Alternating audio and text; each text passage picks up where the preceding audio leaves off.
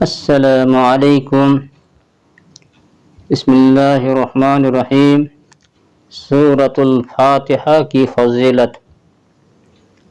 امام احمد بن حنبل رحمہ اللہ نے اپنے مسند میں ابو سعید بن معلّہ رضی اللہ عنہ کی حدیث بیان کی ہے کہ میں نماز پڑھ رہا تھا، رسول اللہ صلی اللہ علیہ وسلم نے مجھے بلایا مگر میں نے جواب نہ دیا اور نماز پڑھنے میں مصروف رہا۔ نماز سے فراغت کے بعد جب میں آپ کی خدمت میں حاضر ہوا تو آپ صلی اللہ علیہ وسلم نے فرمایا ما منعک ان تأتینی؟ قال قلت یا رسول اللہ انی کنت اصلی، قال الم یقل اللہ عز وجل یا ایہا الذین آمنوا استجیبوا للہ وللرسول اذا دعاکم، سورہ انفال آیت نمبر 24۔ تجھے میرے پاس آنے سے کس بات نے روکا؟ کہتے ہیں کہ میں نے عرض کی یا اللہ کے رسول، بے شک میں نماز پڑھ رہا تھا۔ فرمایا کیا اللہ عز وجل نے تمہیں نہیں فرمایا مومنوں اللہ اور اس کے رسول کا حکم قبول کرو جب بھی وہ تمہیں بلائیں؟ پھر آپ نے فرمایا لَأُعَلِّمَنَّكَ أَعْظَمَ سُورَةٍ مِّنَ الْقُرْآنِ قَبْلَ أَن تَخْرُجَ مِنَ الْمَسْجِدِ، یقیناً میں تم کو مسجد سے نکلنے سے پہلے قرآن مجید کی سب سے عظیم سورہ سکھاؤں گا۔ کہتے ہیں پھر آپ صلی اللہ علیہ وسلم نے میرا ہاتھ پکڑ لیا، چنانچہ جب آپ صلی اللہ علیہ وسلم مسجد سے باہر نکلنے لگے تو میں نے عرض کی یا اللہ کے رسول، آپ نے فرمایا تھا کہ میں تم کو قرآن مجید کی سب سے عظیم سورہ سکھاؤں گا۔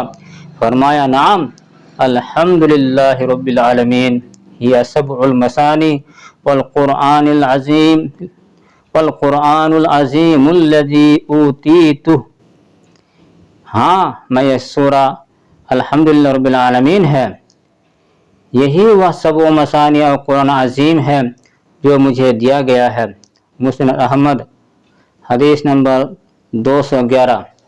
امام بخاری نے فضائل القرآن میں ابو سعید خدری رضی اللہ عنہ سے روایت کیا ہے کہ ہم ایک سفر میں تھے، ہم نے ایک جگہ پڑاؤ ڈالا تو ایک لڑکی آئی اور اس نے کہا کہ اس قبیلے کے سردار کو بچھو نے ڈس لیا ہے، ہماری بستی کے لوگ غائب ہیں، تو تم میں سے کوئی دم کرنے والا ہے؟ ہم میں سے ایک آدمی اٹھ کر اس کے ساتھ ہو لیا، اس کے بارے میں ہمیں گمان نہیں تھا کہ وہ دم جانتا ہے، مگر اس نے دم کیا اور وہ سردار صحت یاب ہو گیا، اور اس نے حکم دیا کہ ہمیں 30 بکریاں دے دی جائیں، اس نے ہمیں دودھ بھی پلایا۔ جب وہ واپس آیا تو ہم نے پوچھا کیا تم دم کرنا جانتے ہو؟ اس نے کہا نہیں، میں نے تو صرف ام الکتاب پڑھ کر دم کیا ہے۔ ہم نے کہا اب کوئی بات نہ کرو حتیٰ کہ ہم رسول اللہ صلی اللہ علیہ وسلم کی خدمت میں حاضر ہوں یا اس کے بارے میں پوچھیں۔ بس جب ہم مدینہ واپس آئے اور واقعہ کا ذکر ہم نے نبی کریم صلی اللہ علیہ وسلم سے کیا تو آپ صلی اللہ علیہ وسلم نے فرمایا وما کان یدریہ انہا رقیۃ اقسموا واضربوا لی بسہم، کیا اسے معلوم تھا کہ دم ہے؟ بہرحال یہ درست ہے، ان بکریوں کو تقسیم کر لو اور مجھے بھی حصہ دو۔ صحیح البخاری فضائل قرآن باب فاتحۃ الکتاب حدیث نمبر 5007، و صحیح مسلم حدیث نمبر 2201، و جامع الترمذی حدیث نمبر 2063۔ صحیح مسلم اور سنن نسائی میں ابن عباس رضی اللہ عنہما سے روایت ہے کہ ایک مرتبہ رسول اللہ صلی اللہ علیہ وسلم کے پاس حضرت جبرائیل علیہ السلام بھی موجود تھے کہ آپ نے اوپر کی طرف سے ایک آواز سنی۔ جبرائیل علیہ السلام نے اپنی نظر آسمان کی طرف اٹھائی اور کہا کہ آسمان کا ایک ایسا دروازہ کھلا ہے جو آج تک کبھی نہیں کھولا گیا تھا۔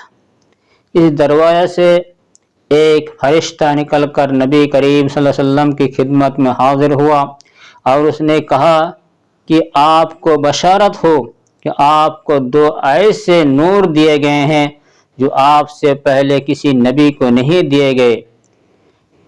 ان میں سے ایک فاتحۃ الکتاب اور دوسرا سورہ بقرہ کی آخری آیات ہیں۔